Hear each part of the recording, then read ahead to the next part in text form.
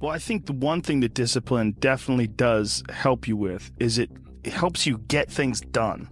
And when you get things done, when you actually do things, you have more success.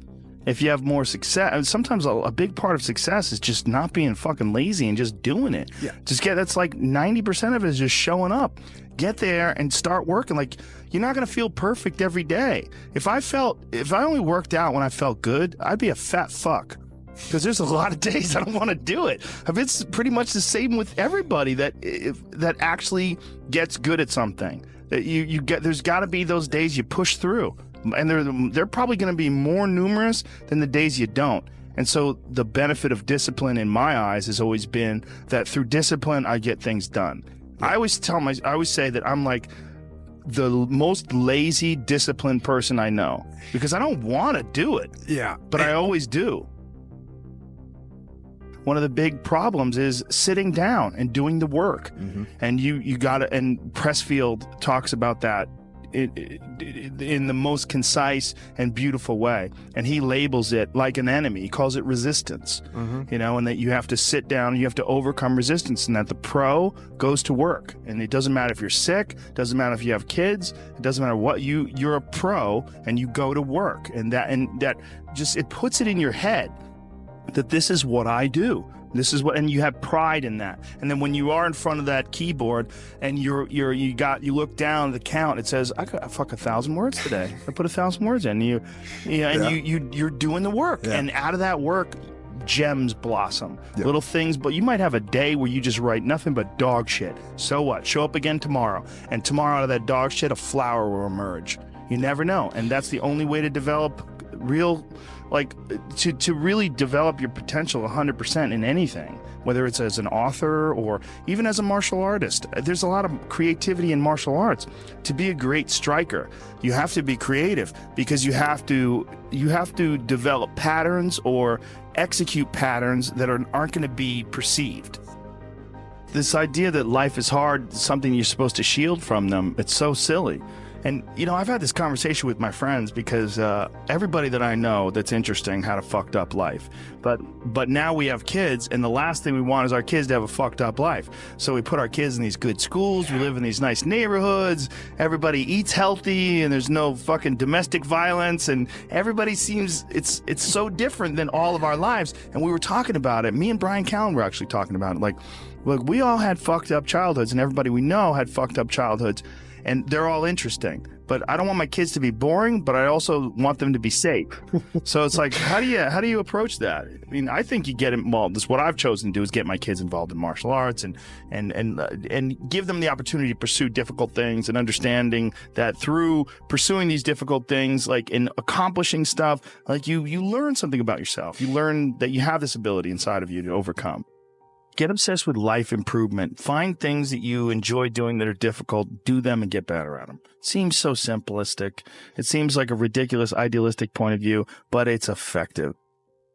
Well, you need some amount of pride and some amount of ego to get good at things in the first place, because it's such a counterintuitive notion, because you have to have a belief in yourself. You have to be able, like when you start out at jiu-jitsu, you're a white belt.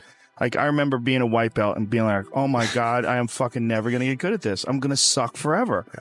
But to look at people who are better than you and know they had to have sucked at one point in time. Okay, there's somewhere along the end of this tunnel, there's got to be a light. I just got to keep going. Yeah. And that takes ego, and right? Ego, yeah, I was going to say, I mean, ego drives, you to be successful, me to be successful. Ego is what's driving you. The problem is when you let ego go too far. Yeah. And, everything takes balance. There's a dichotomy in everything. Every part of you has a dichotomy. You can get so into the physical aspects of things that you end up like doing a bunch of steroids and going crazy and ruining your health. Right? Yeah. That's not good. Right. The other end of the spectrum, you can sit around and play video games and turn into a... Bodybuilding is a great example of that, because when you start lifting weights, you're like, God, I'd like to be stronger. And you start getting a little bit bigger. You're like, oh, look at that. I got a muscle. Ooh, this is cool. And then you keep going, and then you keep going. But some guys get so fucking crazy, they won't stop until they have 22-inch arms. And they want to have thighs that are so big, they have to walk like they've got a barrel in between their legs. And, you know, and they just can't help it. They just take it to some completely unhealthy place. Yeah, that's rough.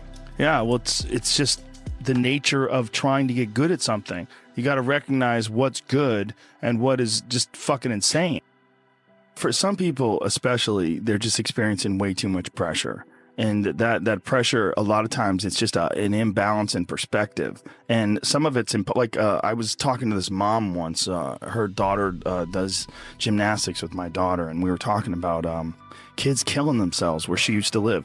She used to live in one of the really wealthy tech areas outside of San Francisco, and a bunch of kids that went to school with her daughter that were like 15, 16 were jumping off bridges and shit. Like it was like an epidemic, and they were trying to figure out what the fuck is going on, and they're literally calling it affluenza.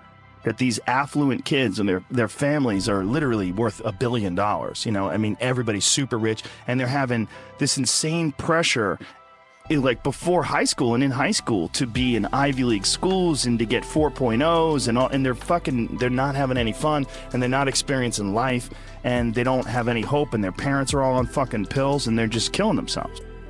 For some people out there that aren't feeling good, man, if you just fucking struggled more, you get over that struggle, you feel better. It sounds so simplistic, but I swear by it. I felt shitty myself, and then forced myself to work out, and after I get out of there, I'm like, whoa, 100%. Fucking it's 100% guarantee. It's hard for people to break momentum too. Momentum that's good momentum or momentum that's bad momentum. When I get on a good groove of working out all the time, I feel it. Like after I'm done working out, I'm like, yeah, I can't wait to get in there again. I can't wait to work out again. That's the good momentum. But then there's that bad momentum, like you get injured or something like that, and you can't do anything for a couple of weeks, and then to try to get that kickstart that motor up again, it's hard to get momentum. There's a lot of people that are eating shit food, and then by the end of the day, your body's in a crisis. Your body's just processing all this bullshit.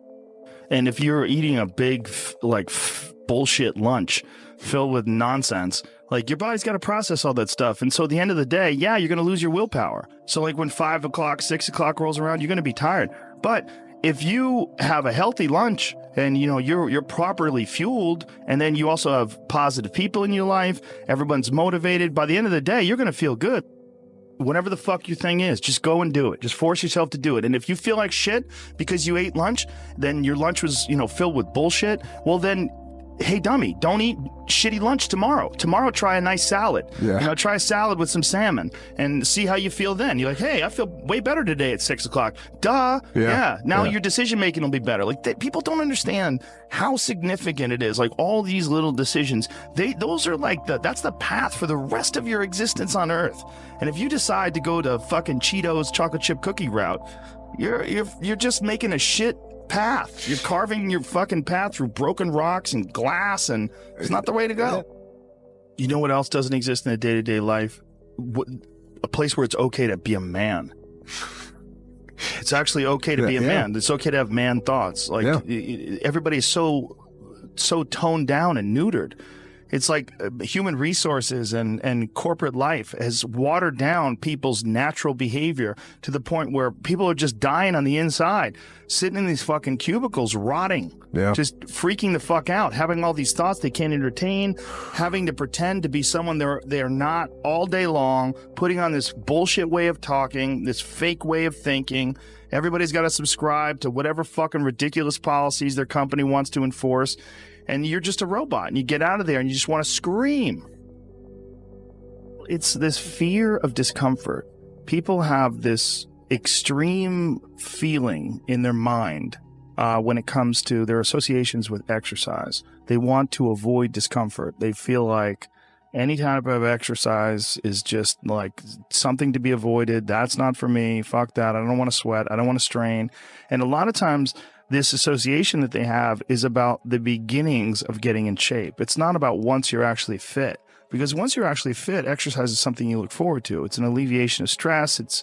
It feels great. Like if I can't get a workout in, I look at my schedule. I go, oh shit, I don't have any time for a workout, which means I'm not going to get that good feeling.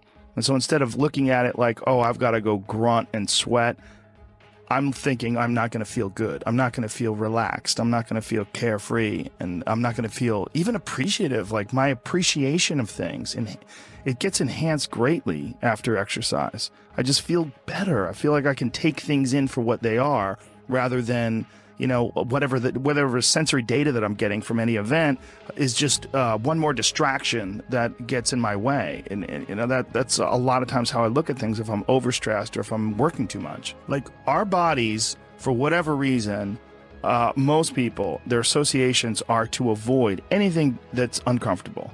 But it's so illogical because when you look at comfort and you look at success and progress and the feelings of accomplishment and of getting past certain hurdles in terms of like how you feel about life, a lot of those are connected to discomfort. Like discomfort is your friend.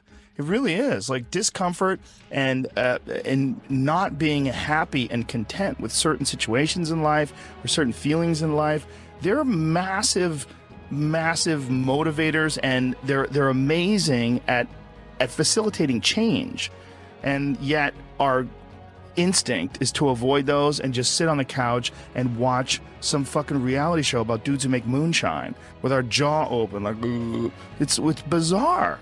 And for me at least, when I get like really disciplined and really I get really consistent with my workouts, one of the things that I almost feel momentum. I feel like there's like a push behind me, like, all right, like after I get out of the gym, I have a really good workout. I'm like, yeah, now I'm doing it. I'm doing it all the time now. And I'm looking forward to the next time. And it makes that resistance much weaker, and it makes my motivation and my discipline much stronger. I think a lot of it is based on just the consistency. You know, it's one of the things that I talked about recently on the podcast. I said, you know, like blowing something off, it's not just not good, like blowing off an exercise that you planned is not just bad for you physically. It's also bad mentally, because then that option is now available. The option to fuck off is available. And you did it before, and you're probably going to do it again, and you'll get mediocre results, not just in that aspect of your life, but maybe in all aspects of your life. Because I think that option to fuck off, when you embrace it, that is a pathway that you might choose when it comes to dealing with conflict in your personal life, dealing with business decisions, dealing with career decisions, like an uncomfortable decision that you might be faced with, where maybe you need to make a change as far as like what your pathway is in life, but you don't do it. Instead, you fuck off. And that the inclination to fuck off, I think, that gathers momentum as well. The inclination to be disciplined, that comes with momentum too. And I think both things, like you take a path, like the path of the healthy person or the path of the fuck off. Like this is not like your body is like a race car that you can juice up yourself. Like you can add the fat tires, you can add the improved suspension, you can beef up the horsepower in the engine. You could do all that yourself. Or you could just choose to have this shitty body that's always falling apart on you, because we're essentially ecosystems. You know, and we're in charge. This weird consciousness that has all this resistance and has all this inclination towards comfort and fucking off and blowing things off is what is in charge of making all these things happen that keep this ecosystem healthy. It's almost like if Earth itself had like a shitty manager. You know, if like there was a natural manager of Earth that was like, oh God, who cares if it rains? Oh God, you know, like I'm gonna stop growing things. I don't give a shit anymore. It's all stupid anyway. I mean, it's literally like the just blow it up. Yeah. Fuck it. Let's just kill all the life. Well, it's all going to die eventually. I mean, the sun only lasts 7 billion years. You see, that is the perspective a lot of people take with aging, where it's like, well, you're going to die, you're going to age, you can't stop aging. And it's like, yes, you're right, but that's not the point. The point is to age better. Like, that's the point. The point is to increase your health span, you know, and that is, we know is possible. Like that can, there's some of these like centenarians and super centenarians I've seen that are like, over 100 years old, and they're like riding bikes and racing, and it's like, they're old. They are very old. But they're experiencing a very good quality of life. Yeah. And they're experiencing a quality of life that these other people that don't exercise feel. They physically feel their own body diminishing. And they just feel it's inevitable. It is what it is. You're wasting your time. You're out there running around. But no, we're not, because this experience right now, it's not like, no one's under the illusion that you're going to live forever, but you are enhancing the experience that you're currently involved in right now. And you are alive. Right. You are alive. You do experience this life. But do you experience this life optimally? Is it as enjoyable as it can be? And we all know that there's a spectrum for that enjoyability. Like, we've all had times in our life where it's not been so great. And then times in our life where everything came together, like, what a fucking great day. Woo! Like, make more of those. Like, you can make more of those. And then the whole thing's better. And I think when that whole thing is better, it affects everybody you touch, everybody that's around you, everybody you come in contact with. And that in turn, I mean, it sounds so grandiose, but in turn can affect the entire race of human beings. I've always wondered if the depression that people see en masse today, there's so much depression that people, I mean, it's a common trait. Like, it's a common condition. Oh, he suffers from depression. Oh, she suffers from depression. Like, oh, he's got herpes, you know what I mean? It's like, it's a common thing. I've always wondered, or I've been wondering more and more recently.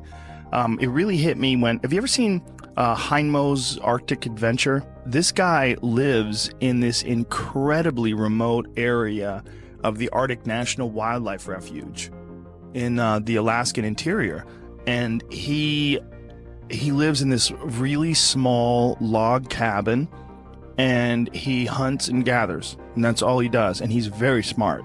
Like, he's not a dummy at all. And he's been up there. He lives with his wife, and he raised children up there, and it's really, really, there's some dark moments in there, because they lived like this from the time, like, when they had children up there, and they lost their 2-year-old baby in a fucking canoe. Like, they tipped over in a canoe and lost their kid. And it's like, it's really intense when they revisit the site and leave flowers. And it was like 30 years ago, and they had several children since then, but this moment is still like this intense moment of loss for them when they lost their baby. But this fucking guy is very happy and very, very smart and very connected and very articulate. And he firmly believes that human beings, when we evolved and developed and we're hunter-gatherers, that there's a set of rewards. There's reward systems that are set up inside the human body, inside the very being that we embody, that don't get met in today's society. And that's one of the things that's causing depression. One of the things that's causing this funk that people are in is that we're living our lives, many of us at least, in these very unfulfilling ways, where you're going to this office with artificial light and you're doing something you don't want to do all day long, and then you get home and you're tired. And on top of that, you're eating shit. You're eating potato chips and you're drinking soda, and your body is just like, what in the fuck is this? We're supposed to be out in the fields. We're supposed to be walking up hills. We're supposed to be looking for animals or gathering vegetables. We're supposed to be doing all these things that our body's designed to do. We're supposed to be in nature. Yeah. And nature is like a medicine. Like, it literally is a medicine to you. Like, people that go, you don't have to go hunting. You don't have to go fishing. Just go fucking hike, man. Just go hike up to the top of a mountain and look out. You know, there's a reward that you get from that is intensely, like, soul-filling. Mm-hmm. There's, like, something about, like, when I was in Colorado, and there was this area of Boulder where you drive up one of these roads, and there was this area where you could park. And it was this incredible view, man. And these people just park and just go out there and just look. But you get there and you park and you go, fuck. Because you would see, you're literally seeing the Continental Divide. These snow-capped mountains in July. Yeah. In July, it's covered with snow. Because those mountains don't give a fuck. Perspective. Oh. You know, just this whole new perspective on it. And I think nature, the ease of suffering is always in presentness. You know, when you're in presentness, truly locked in presentness, there is no suffering. There can be pain, but no suffering. Suffering is something created by our own minds. And I think nature is one of the great ways to do this, because humans, we learn, we take cues from our environment, and nature, as I was saying earlier, is always in the present. You know, there's this natural presentness of all the animals, everything around you. Whereas if you get around a bunch of people watching Housewives and stressed about this and popping pills, you're going to take on that energy too, and you're going to lose your presentness because of your surroundings. So it's like this ultimate regrounding tool where we get back to present moment again. Yeah. You know, and that's such a fucking key element to human happiness. And I think the other key element is having something we're fighting for, you know, having a mission. I think we're all forces, and that force needs to have an effect, needs to have a reason that it's moving in a certain direction. And I think with all of our needs and all of our needs met, you know, where we don't have to hunt for food, we don't have to acquire everything, everything's relatively easy, and it's all about advancement and all this, we've lost a lot of the basic mission, which was the mission to survive and procreate, you know, so, and we haven't replaced it with any other universal mission, which is, I think, one of the big allures of these things like wars and these things like creating an enemy. Well, at least then you have a mission. And when you have a mission, human beings are happy. You know, like Bertrand Russell talked about, he did a book, Conquest of Happiness, and he had his own fucked up attributes. Every time I bring him up, people talk about his fucked upness. He was into phrenology, and he might have been a racist, whatever, but he was a good philosopher. Smoked constantly. Yeah. But anyways, he talked about the happiest person he knew. The happiest person he could find was a groundskeeper on a manor who every day woke up and was at war with the rabbits of the grounds. He just declared that the rabbits were the fucking enemy, and he would go out with his gun and he would hunt as many as possible, and he'd go morning till night, and he would kill as many rabbits as he could, because the rabbits were the ones eating the hedges and the flowers and whatever. So he basically made the rabbits his enemy and struck out every single day to kill as many rabbits as possible. And that dude, according to Bertrand Russell, was happy as fuck. He had a task. He had a task. He had a purpose. You know, he had a mission. My mission is to destroy the rabbits. I used to have a dog like that. Yeah. I had the happiest dog ever. His name was Frank Sinatra. And he was a pit bull that all he lived for was killing lizards. And my house, my old house, not the house I'm in now, but my old house had this one, it's like on a hill, and there's this one wall where these lizards would run up the wall. And so Frank, I would literally let him out in the morning, and he would fucking bolt out that door. It's like, time to go to war. Like, and he would run and go look for these lizards. And he would stand there, like Eddie Bravo would just watch it and marvel. He'd be like, fuck, man, this dog does this every day. This dog does this every day. I go, this is what he loves to do. And he would go there, and he would have his paws on the wall, and he would go crazy, and he would jump up and try to grab a lizard, and occasionally he would get one. And he'd be like, fuck yeah. And he would get one, and they would go looking for another one. He would go, and it was a pretty big yard, so he would go wandering around the yard looking for anything else that fucked up, anything else that was slipping. There was constantly, unfortunately, twice I had to take him to the hospital because he got bit by rattlesnakes, because rattlesnakes were slipping too, apparently. He killed the rattlesnakes, but the rattlesnakes fucked him up. He had like a water balloon growing out of the side of his head. Both of my dogs, by the way, that's a real problem if you don't have the money to pay for the serum. It's super expensive. It was several $1,000s to treat them for this rattlesnake venom, anti-venom shit. It's like, I was like, man, what if I was poor? What if... that's a whole fucked up system. Like, they inject horses with the venom, and then they like get the antibodies from the horses. It's like this archaic system. I think my friend Donald Schultz is working on, he's a big snake handler guy. He's working on ways to innovate around that, because it's kind of like a real backwards system that they have, how you get anti-venom. Well, a horse will survive, so let's just fucking sort of put the venom in there, and then we'll get the antibodies from the horse, and then, you know, it's a weird thing how they do it. Yeah, well, that's a real problem with people that are vegans. If you're a vegan and you don't use any animal products and you get bit by a rattlesnake, you got two choices. Compromise your morals, or that's a wrap. Yeah. You know? But this dog was so goddamn happy. He had missions. Yeah. You know, he would go out of that yard and he wasn't bored. He was like, please take me for a walk. Come on, man. He was like, see ya, dude. I'd open that door. He was gone. He just had his little mission.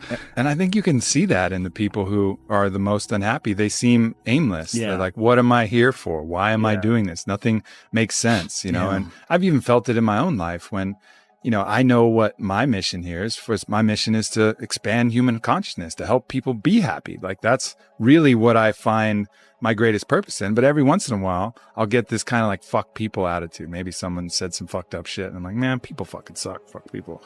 And then at that point, that's when I'm actually depressed, because I've lost my mission.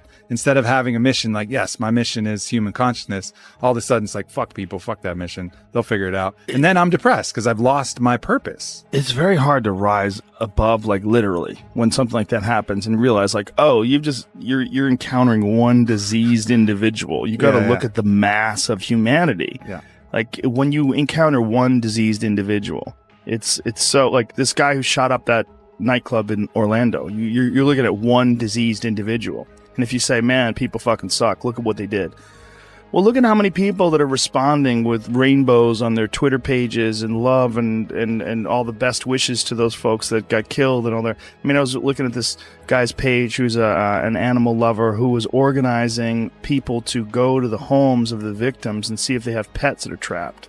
There's beautiful people out there. Yeah. There's a lot. There's more beautiful people. This is without a doubt not just the safest, the easiest. This is the happiest time in terms of like being able to like reach out and send love to people and have people send love to you. But just occasionally you run into cunts. Yeah, no doubt. And the cunts itself, man. But the beauty is out there too. It's just not as dramatic and it doesn't impose upon us as forcefully. But if we just look, it's around all the time. We run into good people all the time. But you just make eye contact with that good person or that kid who's just looking at you and just creeping with that little smile, and you're like, oh yeah, the good of humanity, the fact that we really are love being expressed outwardly all the time, and it's just these other delusions that get in the way of that. Well, we're oddly attracted to negativity too. It's almost like we look at negativity online or that you run into as like a possibility of war.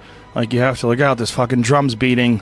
God damn it, there's an army on the background. They're coming. But, it's like this real impulse to sort of batten down the hatches. When really it's just some fucking 36-year-old loser sitting in his parents' basement, farting and smelling his own farts and angry online. I mean, that's really what a lot of you're dealing with. You're dealing with, like, really sick people. Like, people that have just, for whatever reason, they've not found their path. They've not found any happiness. They've not found any fulfillment. They haven't found any growth. They're just stifled or rotten in some sort of a weird way. It just hasn't really worked for them. Yeah. And so they're lashing out. They're lashing out at the world. And you run into one of those, and you're like, people suck. Yeah. And that's the initial response. And then the more conscious response is to look at them and have compassion for that person. Yeah. That's hard to do, right? That is hard to do. And our system isn't based upon that. Even if you look at the U.S. penal system, it's very much about punishment. Whereas if you watch that documentary that Michael Moore did, Who to Invade Next,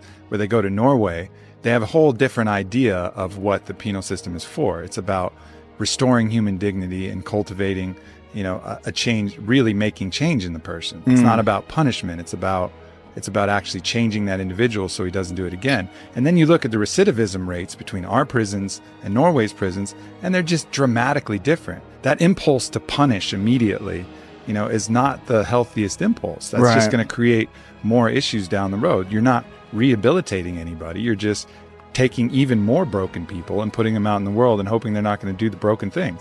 Well, it's not going to fucking work. The right impulse is always that compassion and looking to see, as if that was you, how all of these fucked up elements of the world and choices. I'm not overriding the fact that they had choices in all this. They're not free of guilt.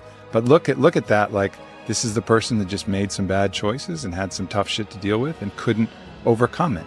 The resistance in the video game was higher than his skill set, and he wasn't able to choose to work and choose to the positive elements that would allow him to overcome it. Yeah, see that. It's also Norway's dealing with far fewer people. That's true. That's a good thing for them. And it's also they don't have that conquerors mentality that we have. So we're so wrapped up in success and also in punishment. I mean, that is a big aspect of our culture, like punishment. And I mean, like when anybody does anything wrong online, the amount of people that feel like it's their job to shame that person and embarrass that person and insult that person, it's pretty crazy to watch when something goes down. It's all so counterproductive, and I see that in the people shaming people for appropriation, right?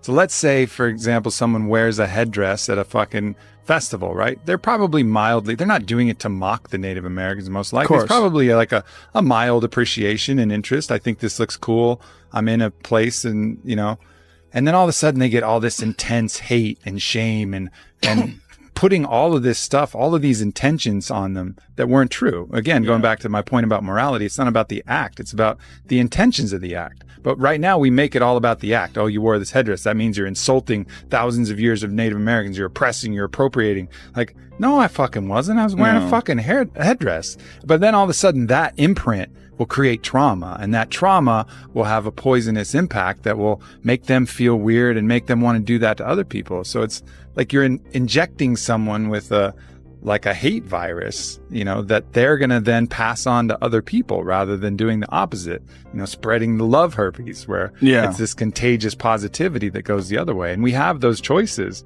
with how to deal with people, but more often than not, we come with this thing to punish and create more trauma, which triggers their own self-judge and their own self-hate, lowers their own self-love, and then they're going to pass that off to kids, family members, people around them. There's just two sets of dominoes that we can choose to take either path.